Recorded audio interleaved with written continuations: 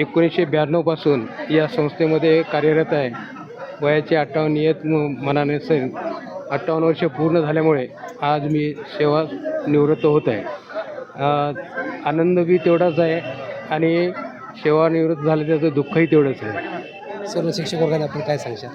सर्व शिक्षक वर्गांना मेहनत आणि चिकाटी करून विद्यार्थ्यांना प्रगतीपथावर नेण्याचं काम जे अविरत चालू आहे तसंच अविरत चालू राहावं अशी सर्वांना माझी विनंती आहे. संपणारी वाट असते, कितीही सुखद असली तरी कुठेतरी संपणारी वाट असते. पुन्हा नव्याने जन्मणारी उद्याची नवी पहाट असते.